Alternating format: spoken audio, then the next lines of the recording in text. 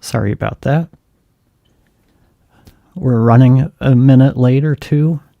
Matthew is also running late, but he'll be here as soon as he can. In the meantime, if anybody's out there watching, let me know. Drop a comment. Let me know where you are.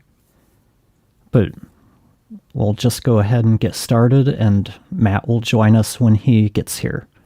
So, give me just a second to get everything set up.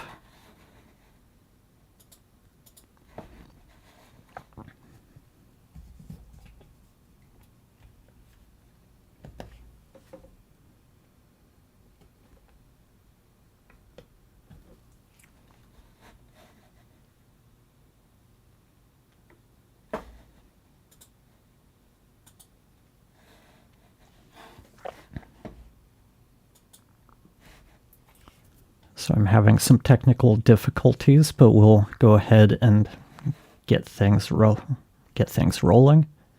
Not sure why that keeps happening, but let me get rid of this. So we'll go ahead and get started as we wait for Matt to show up. But hey, everybody. Before we get started, let me know who's here by dropping us a comment in the chat. And just let me know where you are right now. And in case you don't know, hi, I'm Jesse, and I'm a podcast editor, a content creator, and now I'm an AI consultant. And welcome to Shop Talk for Content Creators, where we talk about everything about making content. We'll share tips and tricks, we'll educate, and we'll do some myth busting along the way. What makes our perspective unique is that we've both sat on both sides of the table. As content creators ourselves, we know what it's like to build and grow a brand. And as service providers and consultants, we understand the business side of the industry. What this means is that we can help creators understand the business aspects while showing service providers what clients are really looking for. So whether you're podcasting, streaming, or just making videos, we're here to share what we've learned along the way. From picking the right equipment and recording techniques to editing workflows, marketing strategies, and anything in between. And like I said, I will be joined by Matt or Matthew Bliss in a few minutes.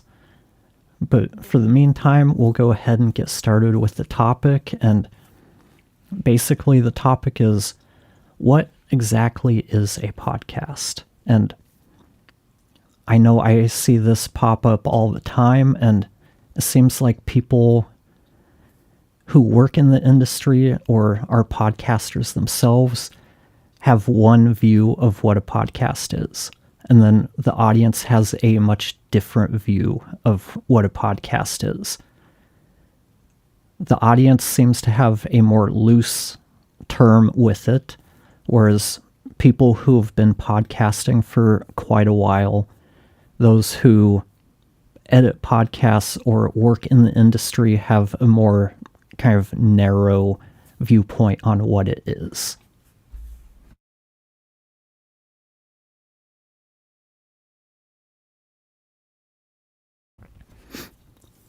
And what I've always found interesting about this is kind of the divide between the two. We have the people who say, at least for a long time, a podcast has to be audio, and it has to be on an RSS feed. They said video will never be a podcast, and they were willing to die on that hill. Well, within the last couple of years, most of those people who were willing to die on that hill, it seems like they've given up that fight and now accept that podcasting can be video. So what's changed? Basically, YouTube got into the podcast game, and I know there's a lot of people who are kind of frustrated with that because they define a podcast by it needs to be delivered via an RSS feed. And I think that's where some of this divide occurs, because we have one camp of people who more or less define a podcast based on how the content is delivered, while the other group of people define a podcast more as the type of content, regardless of how it's delivered. Just a reminder, if there's anybody out there watching, feel free to drop a comment. Let me know you're here. Let me know how everything's sounding on your end and where you're watching from. Let me see where else. I asked my Facebook community and my YouTube channel about what makes a podcast to you. And overwhelmingly, most of the people commented that it had to be audio and distributed either via an RSS feed or on a podcast player. On YouTube, I put up a poll asking what makes a podcast, and of the 5 people who participated, and thank you for those who did, 80% said a podcast is defined by the delivery method. For me, I might be an outlier because I'm not a podcaster. I'm not a podcast listener. So I don't really have any skin in this game. I view a podcast more as the content that's being delivered. To me, I remember back in the days before podcasts existed, and they were called audio blogs and vlogs. To me, that's the type of content I associate with podcasts. People creating content that they are sharing out there for an audience. They have something to say. They have whatever it is that they wanted to create. People back then, you didn't have all of the technology to kind of watch for copyright infringement. So there were a lot of people putting music mixes up online. That was kind of my first introduction to kind of this type of technology. But it was also people just talking and recording it and putting their thoughts up there, much like they would with a blog. And then over time, that got replaced, or I guess rebranded, as podcasting, as the RSS feed was able to deliver audio and video. And for the people who say video can't be a podcast, or were saying that, the RSS feed has supported video since, I don't know, like 2005, maybe even earlier. And the Apple podcast store, iTunes, whatever it was called back then, has supported video since 2005. So I don't see how people say video can't be a podcast when it's been there since close to the inception of the term podcasting.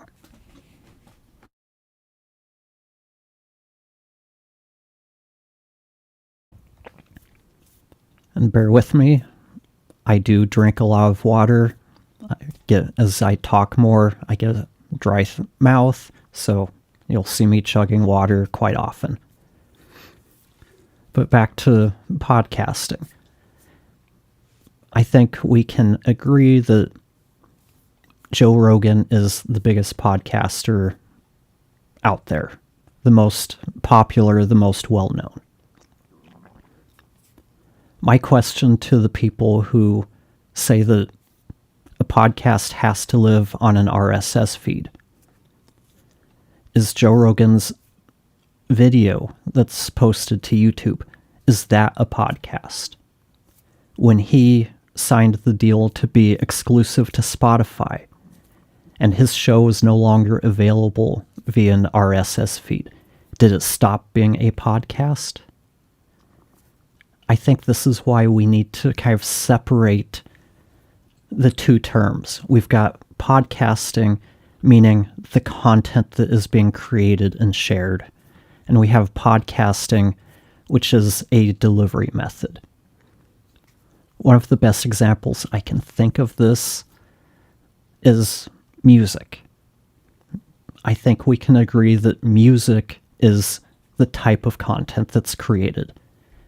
And then we have the delivery method, which has various other names. We've got, start out with what? Radio and tapes, vinyl, 8 tracks, cassette, CDs, digital downloads, streaming. Over time, the delivery method for that content has changed, but it's still music. The content that's being delivered is still the same. I know that, okay, maybe there's a different mix that goes out to vinyl or a different mix for lossless digital releases. Maybe we've got Atmos mixes, but for all intents and purposes, it's all music. And like I said, as time has gone by, technology changes, the delivery method changes. But what's always been constant is that the record labels have controlled the delivery methods. That's where the money comes from the sales, from the streaming. If we look at podcasting, the equivalent of record labels are networks and the media hosts. Those are the ones who control the money that comes into the industry. And that's why I think that we have to kind of think about that when it comes to people who have a vested interest in the podcasting industry, meaning they run companies that make tons of money each month from the podcasting industry, whether that's selling media hosting. And if we look at it, media hosts probably control most of the money out there. And give me just a moment as I add Matt. Hello.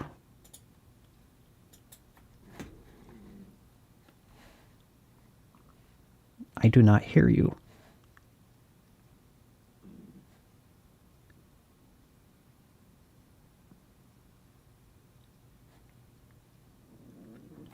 And Matthew has left, so we will continue.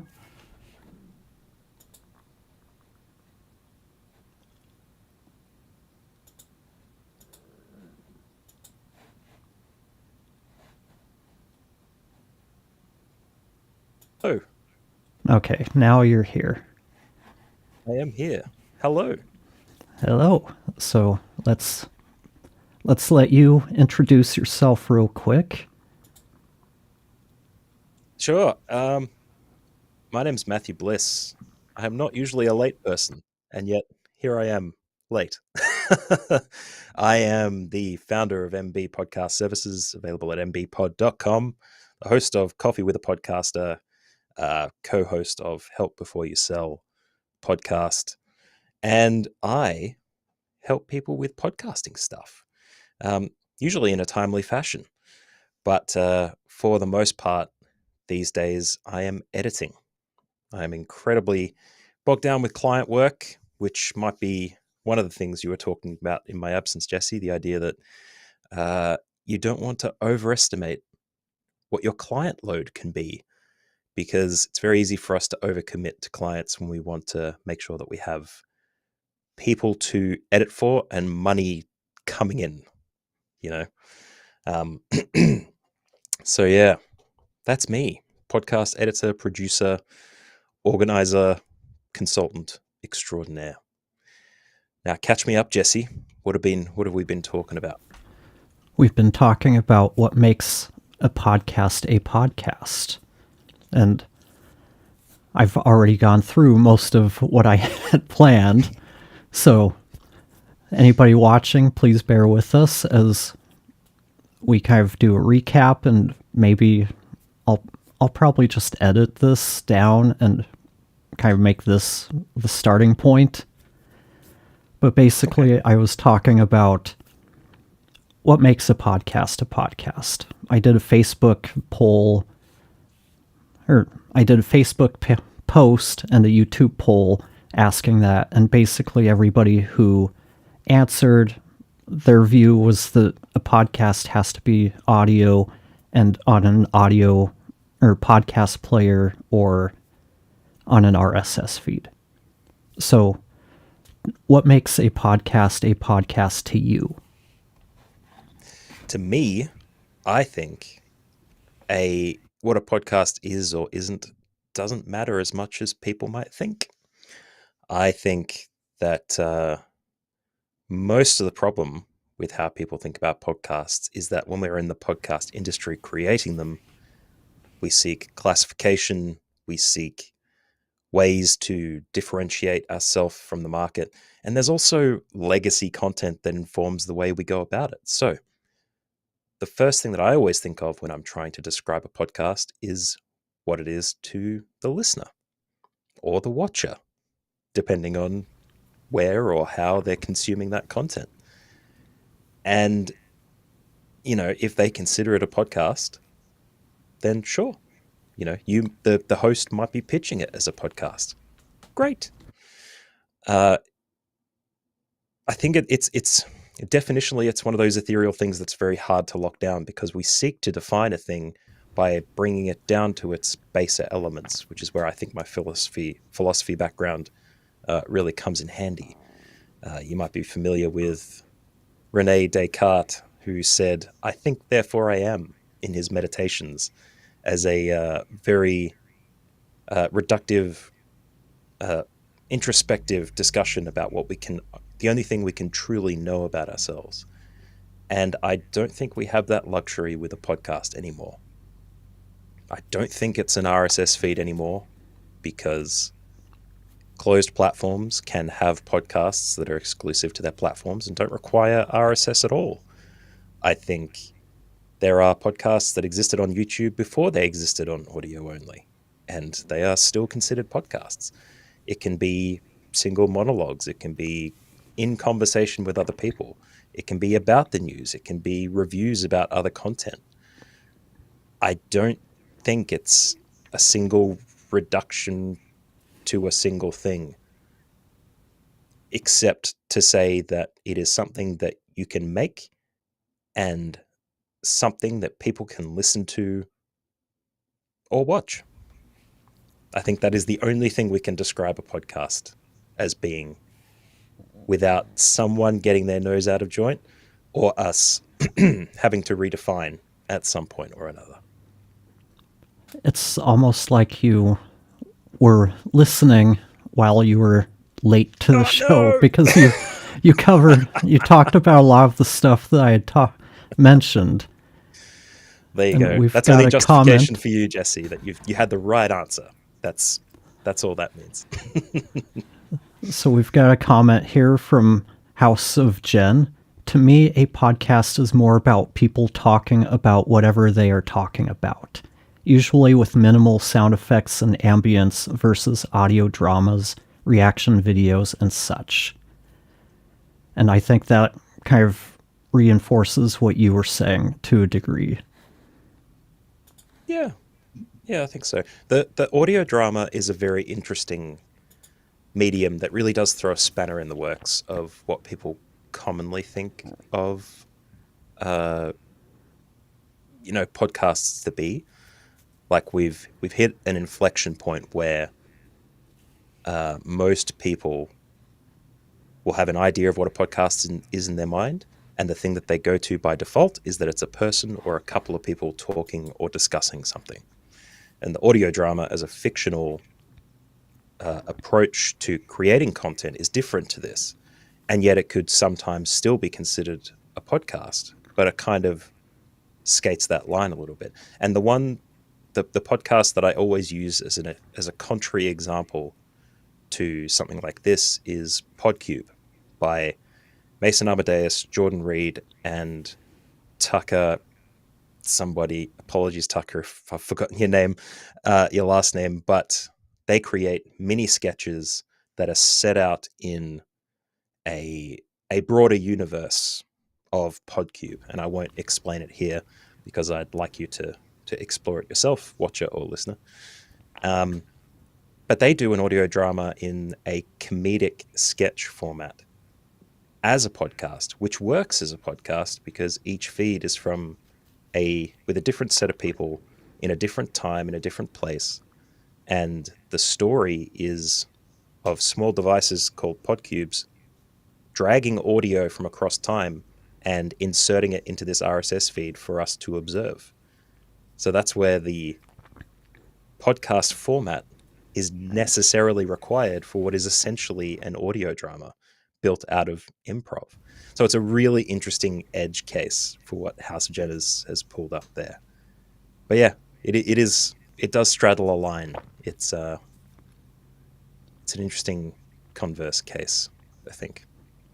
Though you've got more an audio engineering background, Jesse, do you have any experience making audio dramas and what people consider podcasts in that realm? I do not really have much. That's an area I've wanted to get involved in.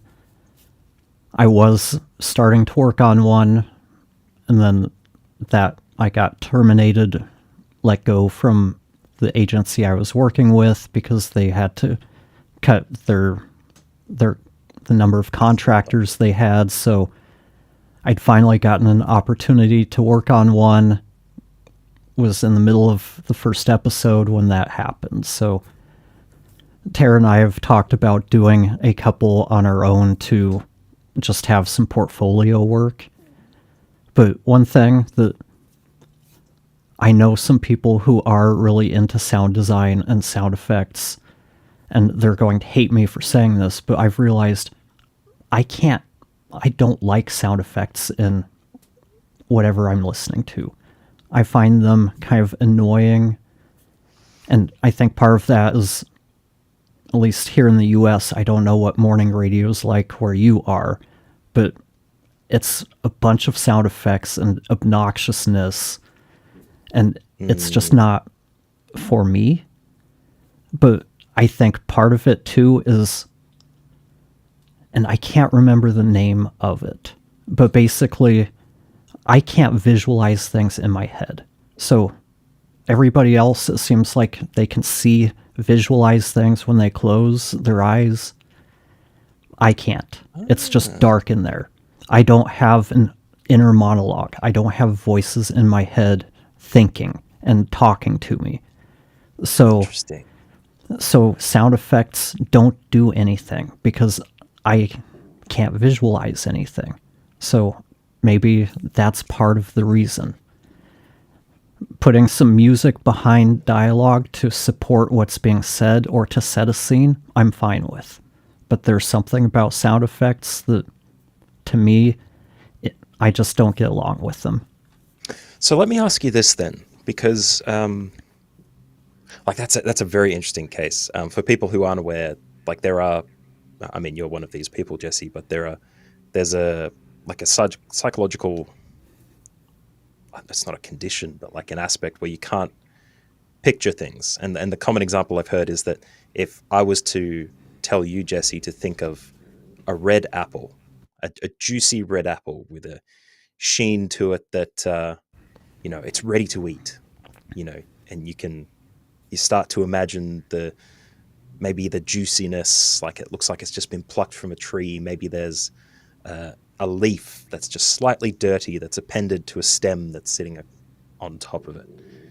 That's something that you don't picture in your brain. Is that the kind of thing that that doesn't happen in your brain? I'm looking for the right words to put this together. Correct.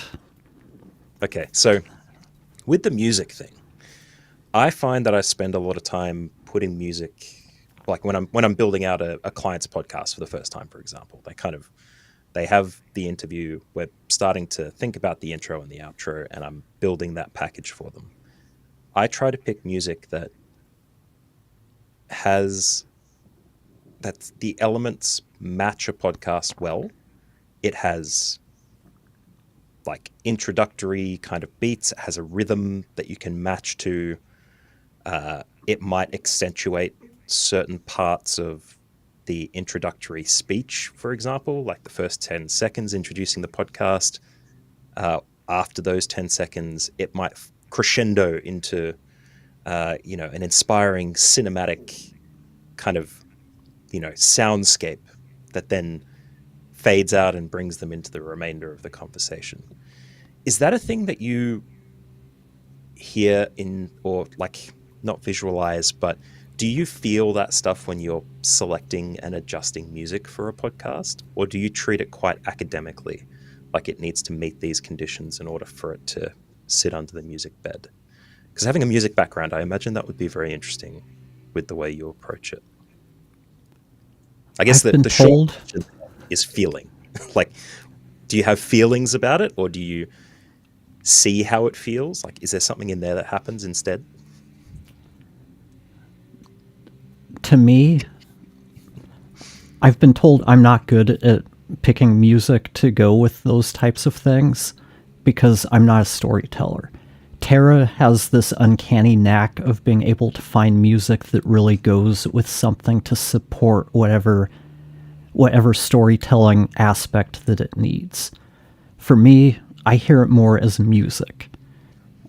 And I can hear how some music will work well under dialogue and other music won't. Mm-hmm. Like, if you have too much mid-frequency, it's going to fight for clarity of the voice. Yeah. And we've created some custom music, like the music we have at the countdown of this. And we tried all kinds of different things, but in the end, trying to put different guitar parts in there, it fought too much with the dialogue. So we ended up having to scrap all of it and keep it a lot more sparse. And sparse tends to work better. Beats, kind of synth pads, maybe some piano chords, but the more melody you try to have going, the more it fights with the voice. So I do have some opinions on that, but trying to find something that really pairs well and aids in the storytelling, that's still a skill that I'm developing. But you have Tara to kind of fill that gap for you. Like, I do. You just go, oh, I can't do it. She's like, 5 minutes later, that's the track you need. And you'll be like, okay, great. The other interesting part I wanted to ask you, and not to interrogate this too much, but I think the thing that you may find annoying, I can understand. Like radio shows, I think that the Family Guy skit about 97.1 FM is the one I usually go to, where Brian and Stewie have become radio hosts, and they will say a couple of things, and then there'll be the intermediary radio track, which is the 97.1, turn it up and rip the knob off, air horn, that kind of stuff. Definitely annoying. I agree with you. It has no place in podcasting. But layering footsteps very lightly underneath someone talking about how they walked up to the front door of their house. It was a summer day, so maybe they placed some birds, some rustling of trees as there's a light breeze in the background. And then, as they reach for the door handle, a bit of cloth rustling because they're wearing a wind cheater with a particular type of material. And then a click as they turn the doorknob and the door comes away, and they shuffle their shoes on the stoop as they step back to allow the door to open. That kind of visualization is what I imagine sound effects to be when they work well in a podcast, more than usually a journalism type podcast, perhaps a true crime or something like that. Is that something that you have trouble visualizing as well? Like it doesn't impact you when those sounds are there, you just find them more intrusive? Yeah, I find them intrusive because since I can't visualize anything, those aren't helping me be put in that scene. That's really interesting. It doesn't help any more than the words. So I have words telling me that they're on the beach and sound telling me that they're on the beach. I don't need both. Interesting. Okay. Sorry, I didn't want to interrogate that too much. I know that No, not a I've problem. probably hijacked a bit of the thing. I know but it is I'm very a interesting. rarity. Yeah, but there are always more of people who don't or can't conceptualize things in the same way that other people do. And I think that's a really interesting perspective because it can affect the definition of a podcast as well. Like to you, a podcast is not going to have sound effects because it's a double layering of messaging and it affects the signal. Like it's noise to what should be clean, clear, giving you the information that you need in terms of it being an interview. And maybe House of Jen thinks the same way in terms of having sound effects. Maybe they also have the same. I keep floating to the words like affliction or syndrome. It's definitely not one of those things. Let's call it a cognitive disparity or something like that. But yeah, I don't know. It does impact our subjective definition of podcasts, but I think that's part of the interesting thing about defining podcasts. It can be incredibly subjective. I think there is a very high subjective component to telling someone what they think a podcast is. And it goes down to the listener experience at the end of the day. What do they want? What do they get? And I think to bring it back to the whole idea of audio dramas and whether they're a podcast or not, I think that every art form changes and grows and new genres come up as time goes on. At the beginning, I was talking about music, and this is another good example. We get all kinds of different genres and subgenres. Like, we had electronic music that came into the forefront and starting in kind of the 80s. Mm-hmm. And then now we've got all kinds of different types of electronic music. So it's only natural that as time goes on, podcasts stop being entirely about people talking about the things that they're talking about, and people find new ways of using the medium to do other things. In this case, and I think, let me backtrack for a minute. One of the things I talked about at the beginning is one of the reasons why the question of what is a podcast is so divisive is we use the same term to define two different things. We have podcasting, which is the content. And then we have podcasting, which is the delivery method. And I think that's where a big dividing line between the two camps is because we're using the same term to describe both things. But kind of like how podcasting is a rebranding of audio blogs and vlogs of the late 90s. Okay, RSS feed comes out, starts making delivery of audio and video possible. The iPod comes out. Now they're being called podcasts. What started out as people being able to just share their opinions, talk about whatever they want, much like they could with blogs. Over time, the storytellers are like, hey, I can use this medium to tell stories in audio. And that's where we got the narratives and the audio dramas. Basically, audio versions of movies, audio stories, for a better word. And we got stuff like true crime, which are basically audio documentaries. So things are always changing. There's always going to be new ways of using the technology. Yeah. And this is something that you watching this right now, I'd be very interested to hear your opinion on this too. But I think the conversation around defining a podcast, just like you said, like it has grown over time. It has changed from being a thing that emerged as aligning to the iPod and stuff like that. But now there's enough people that have listened to podcasts for long enough or know enough people that tell them what podcasts are to inform their opinion of what a podcast is.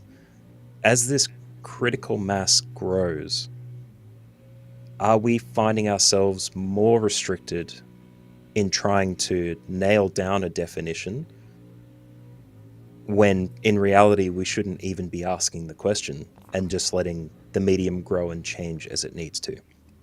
Like, that's the difference between or conceptualizing it the way you put it. Podcasting as a channel, as a medium, doesn't change in that sense. Instead, we change our perspective and approach with podcasting as a discipline. Instead of trying to align the two, we're instead going full bore creative and letting it be whatever it needs to be. In which case, maybe podcasting doesn't even become the term anymore. Podcasts are just distilled from an idea into an object. A podcast is an audio or video that does this, but it can be whatever you need it to be. But the question there is this a question or a debate that we should just dispense with entirely to allow people to do whatever they need to grow the medium, so that we have grunge electronica or full synth auto-tune? I'll admit electronic music isn't really the one that I would go with. I would float into metal, which has started in metal and become black metal, dark metal, pirate metal, hard rock into metal, whatever corn is, I don't know. Yeah, that kind of thing. Like, is it worth us dismissing this question just to make sure that we can evolve the medium? And will it remove the barriers that enable people to make the things they want before they get stuck in the administrative task of trying to define and make sure that what they're doing is a podcast? It's a tough question, but what do you reckon? First, I have to apologize. I've got leaf blowers outside, so if that's coming through, I do apologize. It's the good weather. They're taking advantage of the sunshine, I think. They are. And it is actually a sunny day. It's supposed to be in the 70s today, which is a nice thing for being in Washington this time of year. We haven't had many days in the 60s or 70s, so we take advantage of them when they come. But I think that I was starting to touch on what you were touching on right before you came in. And I was making the example of comparing the podcast industry to the music industry and the difference between the content and the delivery methods. And the delivery methods for music have changed over the years. We went from vinyl to 8-track to cassettes to CDs. Now it's digital downloads, streaming, back to vinyl, back to cassettes. I'm sure CDs will come back if they ever went away. I don't know. I haven't bought a CD in years. Maybe the mini disc might emerge again. Mini disc DAT. Yeah.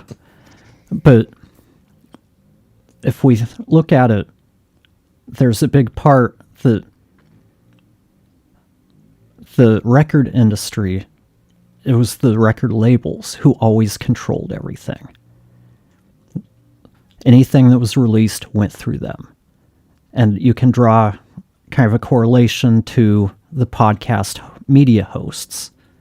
because that's where all of the money from podcasting is basically coming into the world, is through the media hosts or the companies who,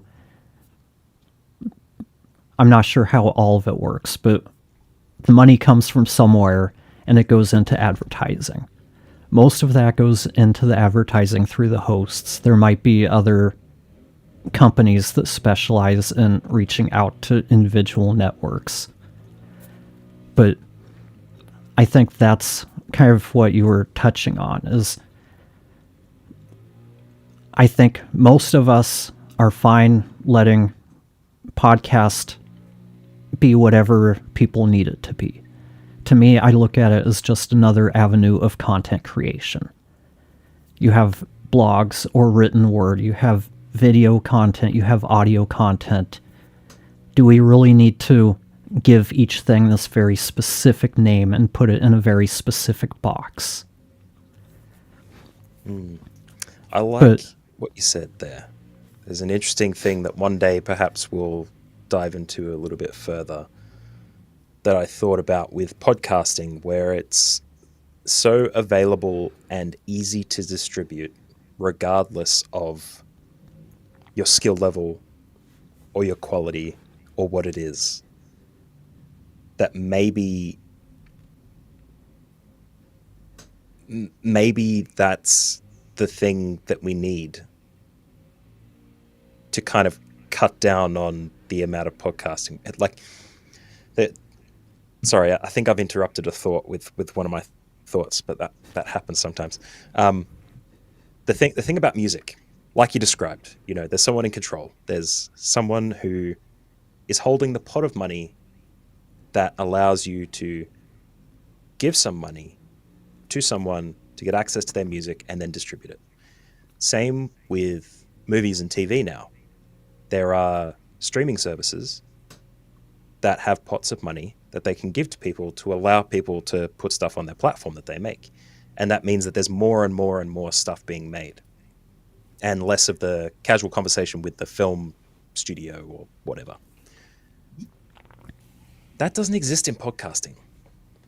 There's no content barrier that you hit in order to make something available.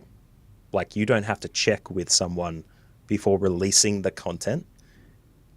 It will always be there, and you don't have to ask anyone first before you start releasing it. Bare minimum, you have to make sure it's not going to hit the T's and C's of any platform it'll be present on. But otherwise, you can just release it and it'll be there for the rest of time, because RSS is open source in a different way.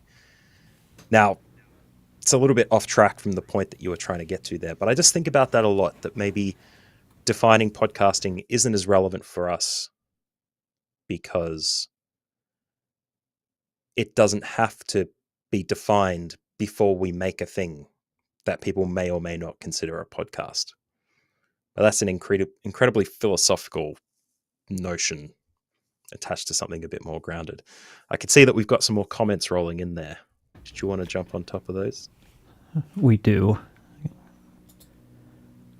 Okay, first one is, it's like a throwback to the original radio plays with the resurgence of audio drama versus podcasts.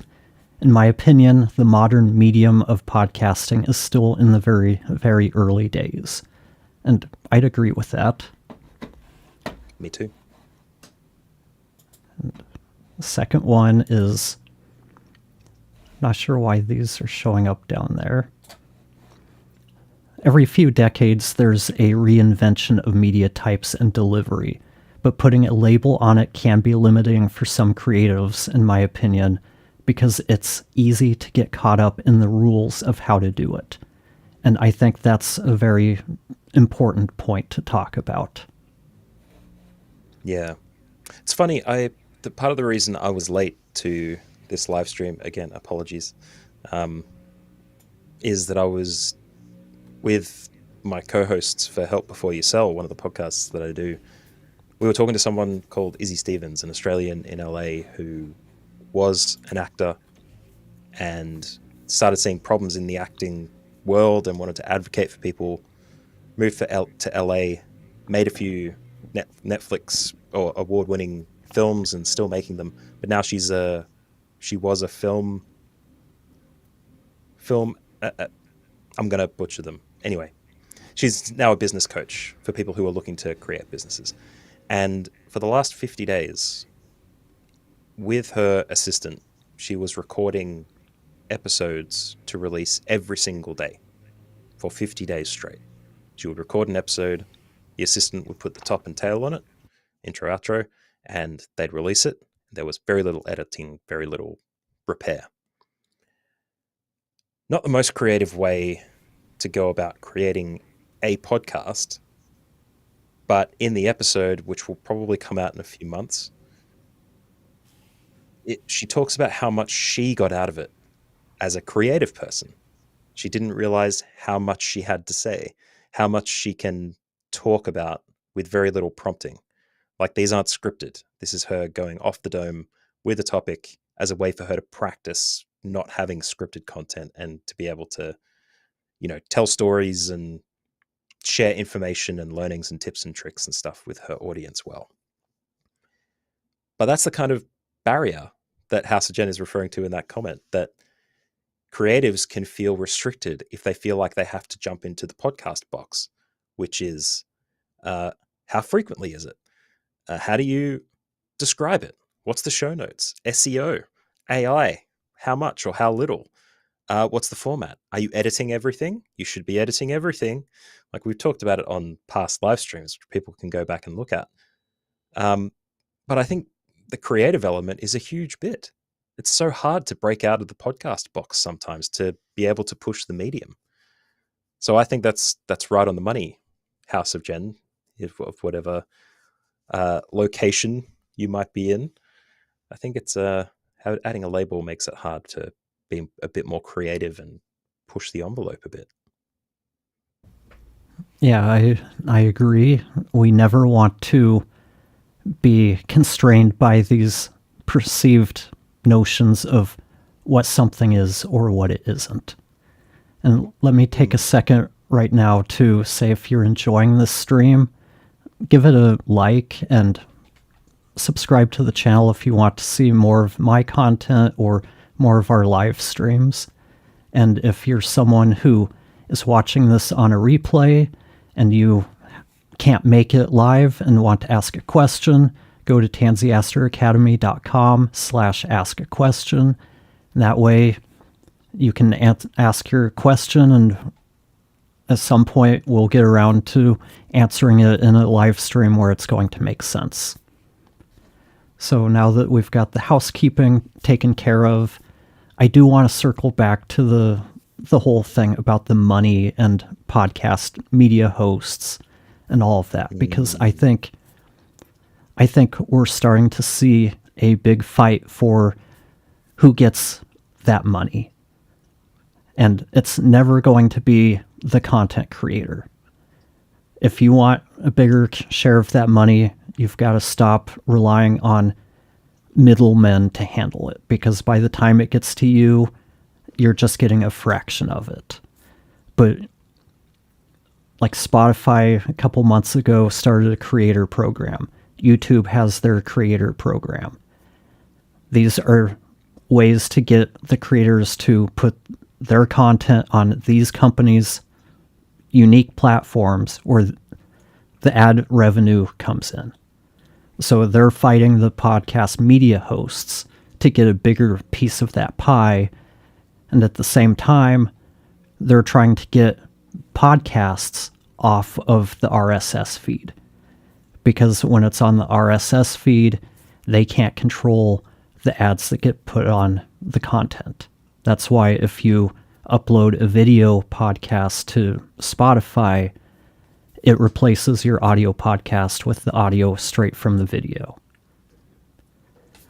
So I think that's something where when we see people in the industry who keep harping on a podcast has to be on an RSS feed to be called a podcast, we've got to take it with a grain of salt, because they have a lot of money to lose if people start thinking a podcast is something other than audio or video that's available on an RSS feed or in a podcast player. Yeah, it really does corner people in a way. And I think I mentioned it last week that recently the head of podcast development for YouTube or something was asked a few questions about the nature of podcasting. And I think he was asked, what is a podcast to you? And he said, something that someone can listen to or enjoy, or something along those lines. We'll have to pull the quote for another time. But yeah, the motivation, people on the call that I was on Clubhouse at the time were kind of musing about why they would say that or in that direction or whatever. But he's someone who works for one of the biggest video distribution companies in the world that focuses on ad revenue as a means to pay them to enable others to host their videos for free. Of course, they're not going to drill down podcasting to a singular thing to try and restrict people from posting what may or may not be a podcast on their platform. They want everybody, every single person. So they're going to make it very vague because that invites more people to post content, which is more content that they can monetize with ads. And this isn't for the creator, as you said, because there's a threshold you have to reach before you can monetize. Same with Spotify for creators. And if you don't reach that, there'll still be ads on it. It's just that YouTube gets the money instead. So the definition of podcasting, as you say, they are invested in it being the thing that it needs to be for them to make sure that they can continue to get money. And sometimes there will be a TikTok creator fund, for example, at the same time as they announce podcasts for TikTok, which fails after 9 months, and then that creator fund disappears and there's no money left after creators got, very little money back as far as I know. And there's a thing that has me a little bit perturbed. I'm not sure if it's common knowledge yet or not, but there is an Apple Podcasts for creators as well. I went to Podcast Connect, the hosting area for distributing RSS podcasts on Apple on Apple devices, and saw that it was labeled that way too. So I think for creators is the hot word for describing where podcasts and any other kind of media can go, because it's been a little bit of a secret that Apple Podcasts can host video as well as audio. It's just got a few limitations to it that Spotify and YouTube can, jump across with their technology a little bit. But anyway, all that is to say that you're absolutely spot on. Wherever the money's going, it's not in the pockets of creators. They have to work a little bit harder to get at that money themselves. And the platforms are disincentivizing them seeking better payback for their content through sponsorship because they restrict dynamic ads or they don't allow particular types of ad insertions or whatever the case might be. Well, and from my perspective, we need to not look at it as just black and white. If you have a podcast, which is audio and video, I see absolutely no reason to be paying the increased cost for hosting that video with the podcast media host. Keep your audio with the RSS feed. That's where you're going to have the best chance of pulling in the money from the RSS fund. Put your video content up on YouTube. Put it up on Spotify. That way, you're controlling where it goes. And you're not tied to the RSS feed. You're not paying all of that extra money for hosting. And you can try to monetize on YouTube. You can try to monetize on Spotify. You're still putting the content out there, the video content, where people can access it. And to your point, TikTok does have a creator fund. Facebook, I think most of social media companies have a creator fund. And if you're someone who can find a way to create content for TikTok that works, I've heard that it's actually one of the better creator fund programs out there because it has such a great algorithm for finding your audience. But that's my viewpoint with anything. Look at what you're creating and find the best place to put it. And a lot of times with podcasts, audio podcasts, they want to start doing video because that's what everybody's so interested in getting onto YouTube because it's easier. I mean, let's face it, YouTube has much better searchability than the RSS feed does. Even with all of the stuff they're adding in RSS 2.0, YouTube still blows it out of the water for discoverability and for being able to search and find what you're looking for. So yeah, I see audio podcasters struggle moving to video because they just want to keep making their audio podcast the same way they always have, but just put video cameras up. And that's not usually the best way to get the most out of YouTube. So again, we have to take a step back and look at what we're creating, where we're putting it, and finding out how can we best fine-tune the content we're putting up in each place. So we're getting the best results from where we're putting it. Yep. And I think the thing that will scare people the most hearing something like that is that sounds like a lot of work. Like, I just want to make my podcast and send it out there and then have people tell me how good it is and also get paid for it. Why can't that be simple? But of course, as you say, every platform is different. And if you want to make the most from monetizing your podcast, you have to be a little bit more deft with the way that you approach that.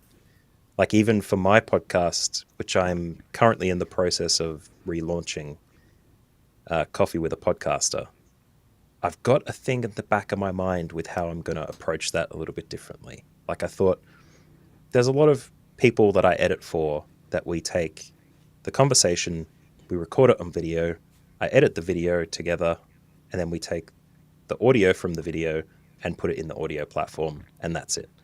And, that's simplifying a process that I go through myself where I optimize it for audio initially anyway. Like, whatever state it's in, it's always going to sound excellent, regardless of the quality of the video or the way it was put together or whatever. But a podcast episode of the podcast Morning Chat that I caught after it was distributed, maybe a week, maybe 2 weeks after it was released, Seth Silvers, I think, who works for Alex Hormozy on his podcast now, he was talking about that you should optimize your content for YouTube through directed topic-based clips of that content to make it digestible, to make it searchable, to drive up listener engagement because they're going to be listening to a specific thing. All these things that make sense, but not from a podcast perspective. If every week you have an hour and a half long conversation with someone and you want to post that long form as well as take the long form and chop it into little bits, which we see some of the bigger players doing now as well. But from the monetization perspective, for the way that I'm thinking about it, the full conversation on audio can have dynamic ads, which you can't have on the video platforms. And then content from the video clips that I would make from the video versions of those episodes could go on the YouTube and then monetize that in a different way. But that's a more complex workflow than most people would be thinking about. And how you monetize that is another question entirely. But in terms of what a podcast is and how you approach it for the distribution, I think you're absolutely spot on there, that you kind of have to do a little bit more work to think about how it gets monetized and what the platforms are doing. Because the trap of thinking that a podcast is this, and so you distribute it this way, and that's the only way it can be distributed because a podcast is only this, that's going to put barriers up around how you think about how you're going to monetize that show. You know, it sets restrictions when you should be thinking about it a little bit differently, optimizing it for where it goes in whatever form that takes. And I think we talked about this a little bit last week or the week before. And if you're thinking about monetizing your content, you have to approach it like you're running a business. If you want to monetize, you can't look at it as, well, I'm just going to do the bare minimum. I'm going to record and just put it out there. And that's that. I just want to be able to press record, stop, put it up there, and make money. It's not going to work that way unless you're a celebrity or someone who already has a big following. If you're someone like the rest of us, that's not happening. We have to put a lot more effort into it. We need audio that sounds at least good enough. We have to have good enough video quality. Our content has to be done well enough that it's going to be engaging to our audience.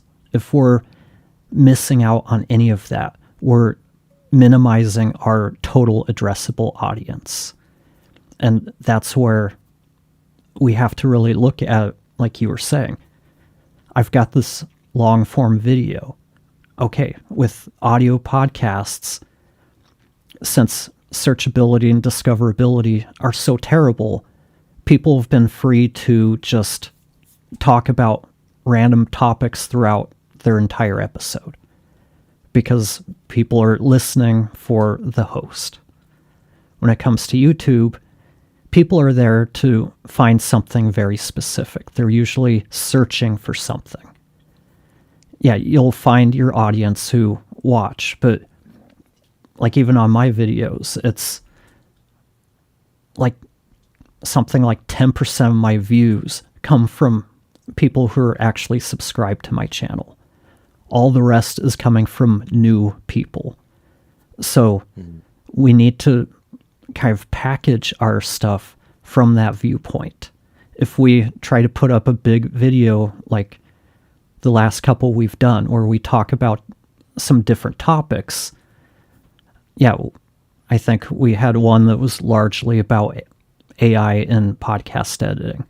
We had another that was largely about just general podcast editing questions. So we can package it that way, but there's other elements we talked about that if someone's looking for information on how to market or the importance of marketing your podcast, they're not going to click on either of those videos because there's nothing telling them this has the information you're looking for. So for that, we'll chop it up, put up different shorter versions. Some of it will be classified as a short if it's under 3 minutes. Some of it might be 10 minutes where we're talking more in depth about something. But the whole point is to put that content up there in really targeted fashions of, okay, we're talking about marketing a podcast. That's what this video is about, even if it's part of a larger video. It makes it easier for people to find that one piece of information they're looking for rather than watching through a 90-minute, 75-minute live stream hoping they find what they're looking for. Though I do use AI to try to get the most concise time stamps to make it easier. But if you're looking for marketing advice, you're not going to click on either of those videos to start with. No, because it doesn't feel directed. It doesn't feel, curated for that subject. Like you don't go, here's 20 things you didn't know about podcasting. Option number 11, podcast marketing. It's just not as attractive as having its own separate video. But very quickly, you kind of covered a really interesting part of podcast monetization, which is involved in the strategy Like monetizing a podcast isn't just putting ads on it. It's also getting leads for your business. So podcast success can sometimes have absolutely nothing to do with the analytics. It doesn't matter how many people have watched, but if you get 4 leads for your, $10,000 course, because 10,000 is the number people like, for your $10,000 course per month, and that pays you enough per year to justify having the podcast, you can have 10 listeners at a time, 10 watches at a time, and it doesn't matter. And that completely circumvents all these platform monetization opportunities or whatever. I think that's a really interesting converse case to the traditional monetization methods that we were talking about earlier. And that's one of the things that I've talked to some businesses, corporations, about doing a podcast. And the thing that is still interesting to me is how so many people bring their personal kind of habits into the professional world. So there's people who are kind of really frugal or cheap in their personal life, and they bring that to their professional life. And I've talked to clients who they really balked at my price. There was one where they weren't sure on my price, but they had me do a tryout, and they tried someone else out who I'm assuming was much cheaper. We both do a tryout. They go with the cheaper one, which isn't a surprise. And I mean, one of the questions I ask them is, let's think about this podcast. If it brings in one new customer, how much is that going to cost? Or how much income revenue is that going to bring in relative to the cost of 1 year of podcast production? Oh, that'll cover it many times over. Okay, so you're still balking at the price, even though if we do our job right and we bring in just one client, it more than covers the price of the production. They couldn't understand that, went with the cheaper option. I think they did 9 episodes and stopped. And Yep. when it comes to branded corporate podcasts, you really need to be working with someone who understands that space, who can help you through it. Because if you're working with someone who just knows how to edit podcasts and generally just works with hobbyists, yeah, they're going to be cheap, but they're not going to be able to help you navigate the whole branded part of it. They're not going to be able to help you understand, okay, you're not going to do well using low quality Zoom recordings. Would you put out a logo that's kind of hazy or fuzzy or pixelated? I think most people would say no. But that's what you're doing when you're using Zoom. And audio quality plays a role in how trustworthy, how credible you are. So if you're a company and you're putting out audio quality that isn't great, no one's going to think that you're that credible. Why are you even putting time into this?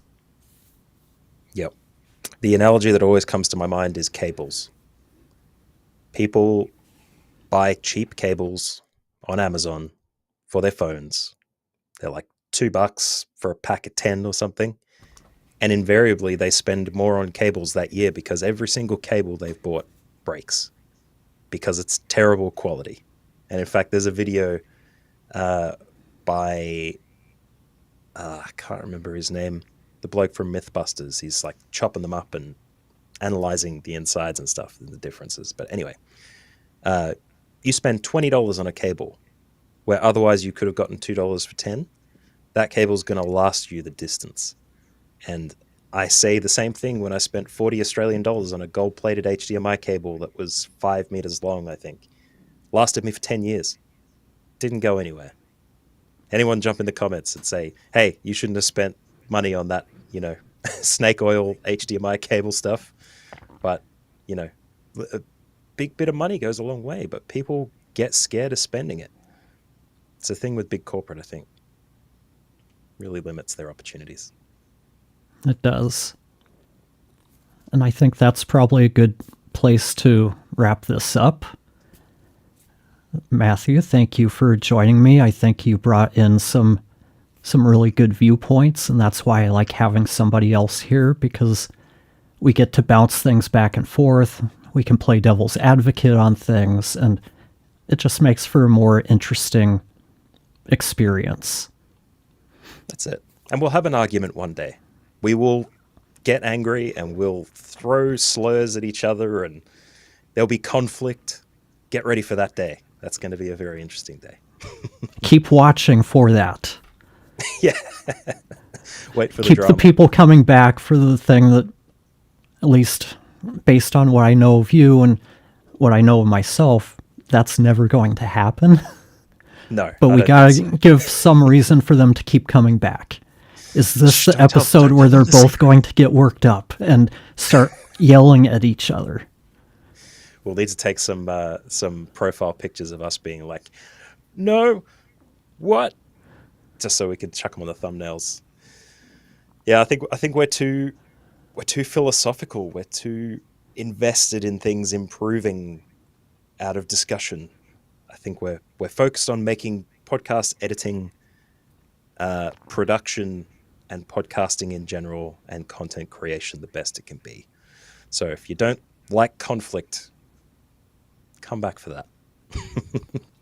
And real quick, since you kind of touched on it, that's why I call this Shop Talk for Content Creators, because I didn't want to put anything into a box, because it's all content creation.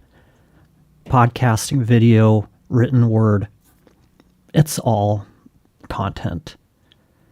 So that's what the purpose of this is to just talk about the process of creating content. It gives us the ability to talk about it from all different aspects, equipment, workflows, to more philosophical stuff like what is a podcast. Yes, and you show me a content creator who doesn't have or want a podcast, and I will eat a hat or something. That's something to keep watching for. Yeah, the comments will fill with people who say, I don't want a podcast and I'm a YouTube blogger or something. That's a lie.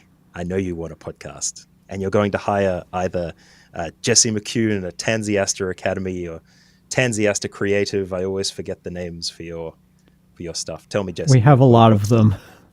Yeah. We have Tansy Astor Academy, where we do more of the teaching course type stuff. We have Tansy Astor Audio, which is our media production company. And then we have Tansy Astor Creative, where we do branding, marketing, and creative work. Though we're probably going to be rebranding that into something new in the coming future. We've got some ideas on a new name and a new kind of, I guess, messaging approach to how we do our messaging. So that's in progress right now. Great stuff. And if you just can't handle Jesse and how he doesn't visualize your podcast, get in touch with me at mbpod.com and we can get your podcast rolling. Yeah. Or if you need help with anything, we're here to help you too. I know I offer consultation. I'm pretty sure you offer consultation too. Right? I do. Not too structured at the moment. So if you send us an email, that'll probably be just enough to get you something for free.